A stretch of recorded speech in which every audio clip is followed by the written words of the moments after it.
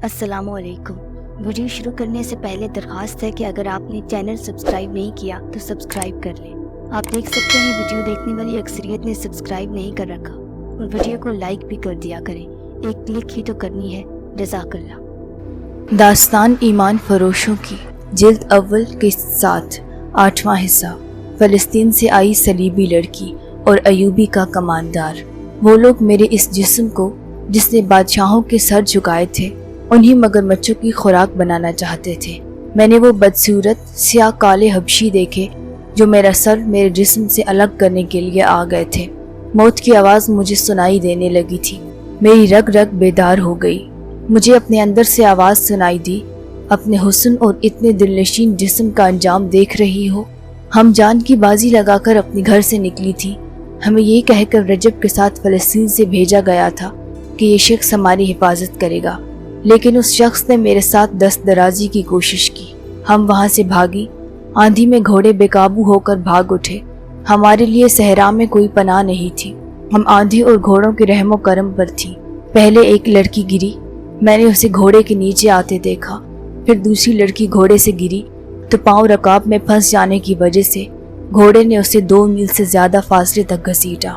उसकी चीखें मेरा जिगर चाक रही थी। मैं अभी तक उसकी चीखें सुन रही हूँ। जब तक जिंदा रहूंगी ये चीखें सुनती रहूंगी। फिर वो लड़की लाश बन गई। मेरा घोड़ा दौड़ता आ रहा था मगर मेरे काबू में नहीं था। वो लड़की भी अपने घोड़े के साथ पीछे रह गई। मैं अब अकेली थी। मुझे खुदा ने उन 2 लड़कियों को मारकर बता दिया था कि मेरा अंजाम क्या होगा। वो मुझसे भी ज़्यादा खूबसूरत और शौक थी। उनमें हुस्न का गुरूर भी था। उन्होंने भी बादशाहों को उंगलियों पर नचाया था, मगर ऐसी भयानक मौत मरी कि किसी को खबर तक नहीं हुई। अब वो रेत की गुमनाम कब्रों में दफन हो गई हैं। मैं अकेली रह गई। आंधी के जन्नाटे मौत के कह बन गए। मुझे अपने सर के ऊपर आगे पीछे दाएं बाएं चुड़ैलें, बदरूहें, भूत और मौत के कह सुनाई दे रहे थे। मैं बुद्धू और बेवकूफ़ लड़की नहीं हूँ, दिमाग रोशन है।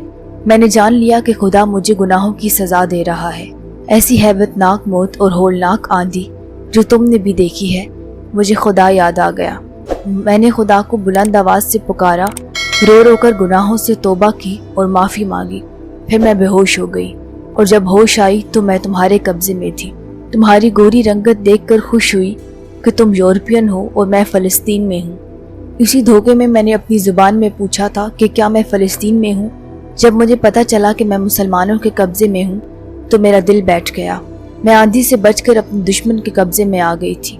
मुसलमानों के मुतालिक मुझे बताया गया था कि औरतों के साथ दरिंदों जैसा सलूक करते हैं, लेकिन तुमने मेरे साथ वो सलूक किया जिसकी मुझे तवक्को नहीं थी। तुमने सोना ठुकरा दिया और मुझे भी ठुकरा दिया। मैं इस कदर खौफजदा थी कि मैं कहती थी ख्वाह कोई भी मिल जाए मुझे पनाह दे दे और मुझे सीने से लगा ले। तुम्हारे मुतालिक मुझे अभी तक यकीन नहीं आया था कि तुम्हारा किरदार पाक है। मुझे तवक्को थी कि रात को तुम मुझे परेशान करोगे। मैं ख्वाब में भी मगरमच्छों, हबशियों और आंधी की दहशत देखती रही। मैं डर कर उठी तो तुमने मुझे सीने से लगाया और बच्चों की तरह मुझे कहानियां सुनाकर मेरा खौफ दूर कर दिया। और जब रात गुजर गई तो मैंने जागते ही तुम्हें खुदा के आगे सजदे में देखा। तुमने जब दुआ के लिए हाथ उठाए और आंखें बंद कर ली थी, इस वक्त तुम्हारे चेहरे पर मुसर्रत, सुकून और नूर था। मैं इस शक में पड़ गई कि तुम इंसान नहीं फरिश्ता हो। कोई इंसान सोने और मुझ जैसी लड़की से मुंह नहीं मोड़ सकता। मैंने तुम्हारे चेहरे पर जो सुकून और मुसर्रत देखी थी उसने मेरे आंसू निकाल दिए। मैं तुमसे पूछना चाहती थी कि ये सुकून तुम्हें किसने दिया है। मैं तुम्हारे वजूद से इतना मुतासिर हुई कि मैंने तुम्हें धोखे में रखना बहुत बड़ा गुनाह समझा। मैं ये कहना चाहती थी कि तुम्हें अपने मुतालिक हर एक बात बता दूंगी। इसके एवज मुझे ये किरदार और ये सुकून दे दो और मेरे दिल से वो दहशत उतार दो जो मुझे बहुत ही तल्ख अजियत दे रही है। मगर तुमने मेरी बात न सुनी। तुम्हें फ़र्ज अजीज था। उसने अहमद के दोनों हाथों को पकड़ कर कहा, तुम शायद इसे भी धोखा समझो, लेकिन मेरी दिल की बात सुन लो। मैं अब तुमसे जुदा नहीं हो सकूंगी। मैंने कल तुम्हें गुनाह की दावत देते हुए कहा था कि मुझे अपनी लोंडी समझो, मगर अब मैं सारी उम्र के लिए तुम्हारे कदमों में बैठी रहूंगी। मुझे अपनी लोंडी बना लो और उसके एवज मुझे वो सुकून दे दो जो मैंने नमाज के वक्त तुम्हारे चेहरे पर देखा था। अहमद ने कहा, मैं तुम्हें बिल्कुल नहीं कहूँगा कि तुम मुझे धोखा दे रही हो। मेरी मजबूरी ये है कि मैं अपनी कौम को और अपनी फौज को धोखा नहीं दे सकता। तुम मेरे पास अमानत हो, मैं खयानत नहीं कर सकता। میں نے تمہارے ساتھ جو سلوک کیا وہ میرا فرض تھا۔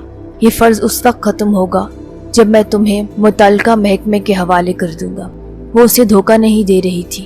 اس نے روتے ہوئے کہا، تمہارے حاکم جب مجھے سزائے موت دیں گے تو تم میرا ہاتھ پکڑے رکھنا، اب یہی ایک خواہش ہے۔ میں تمہیں ایسی بات نہیں کہوں گی کہ تم مجھے فلسطین پہنچا دو۔ میں تمہارے فرض کے راستے میں رکاوٹ نہیں بنوں گی۔ مجھے صرف اتنا کہہ دو کہ میں نے تمہارا پیار قبول کر لیا ہے۔ میں یہ بھی نہیں کہوں گی کہ مجھے اپنی بیوی بنا لو، کیونکہ میں ایک ناپاک لڑکی ہوں۔ مجھے تربیت دینے والوں نے پتھر بنا دیا تھا۔ میں یہ بھی سمجھتی تھی کہ میرے اندر انسانی جذبات نہیں رہے، لیکن خدا نے مجھے بڑے ہی پرہول طریقے سے سمجھا دیا کہ انسان پتھر نہیں بن سکتا۔ وہ ایک نہ ایک دن مجبور ہو کر کسی سے پوچھتا ہے کہ سیدھا راستہ کون سا ہے۔ رات گزرتی جا رہی تھی اور وہ دونوں باتیں کر رہے تھے۔ احمد نے اس سے پوچھا، تم جیسی لڑکیوں کو ہمارے ملک میں بھیج کر ان سے کیا کام لیا جاتا ہے؟ لڑکی نے بتایا، بہت سے کام لیے جاتے ہیں۔ بعض کو مسلمان امراء کے حرموں میں مسلمان کے روپ میں داخل کر دیا جاتا ہے، جہاں وہ تربیت کے مطابق امراء اور وزراء پر غالب آ جاتی ہیں۔ ان سے صلیبیوں کی پسند کے افراد کو عہدے دلواتی ہیں۔ جو حاکم صلیبیوں کے خلاف ہو اس کی خلاف کاروائیاں کراتی ہیں۔ مسلمان لڑکیاں اتنی چالاک نہیں ہوتی، انہیں خوبصورتی پر ناز ہوتا ہے۔ وہ حرموں کے لیے منتخب تو ہو جاتی ہیں، لیکن ایک عیسائی یا یہودی لڑکی انہیں بیکار کر کے اپنا غلام بنا لیتی ہے۔ اس وقت تک اسلامی حکومت کے امیروں، وزیروں اور کلاداروں کی آدھی تعداد کے فیصلے میری قوم کے حق میں ہوتے ہیں۔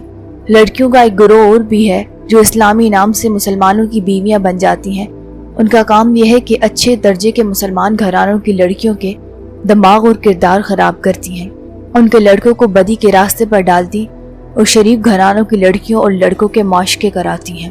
مجھ جیسی صلیبی لڑکیاں چوری چھپے تمہارے ایسے حاکموں کے پاس آتی ہیں جو ہمارے ہاتھ میں کھیل رہے ہوتے ہیں۔ ان حاکموں کو سونے کے سکوں کی صورت میں معاوضہ ملتا رہتا ہے۔ وہ مجھ جیسی لڑکیوں کو حفاظت میں ایسے طریقے سے رکھتے ہیں کہ ان پہ ذرا سا شک نہیں ہوتا۔ یہ لڑکیاں اعلیٰ درجے کے حاکموں کے درمیان رکابت اور غلط فہمیاں پیدا کرتی اور صلاح الدین ایوبی اور نور الدین زنگی کے خلاف ناپسندیدگی پیدا کرتی ہیں۔ مجھے 2 لڑکیوں کے ساتھ اسی کام کے لیے رجب کے حوالے کیا گیا تھا۔ وہ اسے صلیبیوں کے در پردہ کارروائیوں اور مسلمانوں کی ایمان فروشی کی تفصیل سناتی رہی۔ دوسرے دن سورج غروب ہونے سے بہت پہلے یہ قافلہ قاہرہ پہنچ گیا۔ احمد علی بن سفیان کے پاس گیا اور اسے لڑکی کے متعلق تمام رپورٹ دے کر لڑکی اس کے حوالے کر دی۔ اس نے یہ بھی بتایا کہ رجب حبشیوں کے پاس ہے اور اس نے اس جگہ کو اڈا بنا رکھا ہے جہاں حبشی لڑکی کی قربانی دیا کرتے تھے۔ احمد نے کہا اگر اسے حکم دیا جائے تو وہ رجب کو زندہ یا مردہ وہاں سے لا سکتا ہے۔ علی نے ایسا حکم نہ دیا کیونکہ اس مقصد کے لیے اس کے پاس تربیت یافتہ فوجی موجود تھے۔ احمد نے وہ طریقہ بتا دیا جس سے رجب تک پہنچا جا سکتا تھا۔ اس نے یہ طریقہ لڑکی کی سنائی باتوں کے مطابق سوچا تھا۔ علی پہلے ہی ایک پارٹی سوڈان بھیج چکا تھا۔ اس نے لڑکی سے تفتیش کرنے سے پہلے 4 نہایت ذہین کماندار بلائے اور انہیں احمد کے حوالے کر کے حکم دیا کہ اس سے سمجھ لیں اور فوراً سوڈان چلے جائیں رجب کو لانے کے لیے۔ اس نے احمد کمال کو واپسی سے پہلے آرام کے لیے بھیج دیا اور لڑکی کو اپنے پاس بلا لیا۔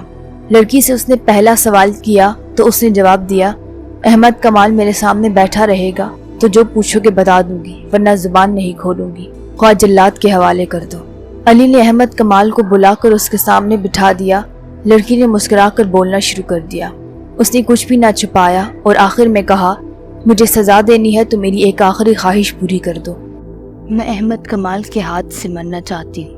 اس نے تفصیل سے بتا دیا کہ وہ احمد کمال کی مرید کیوں بن گئی ہے۔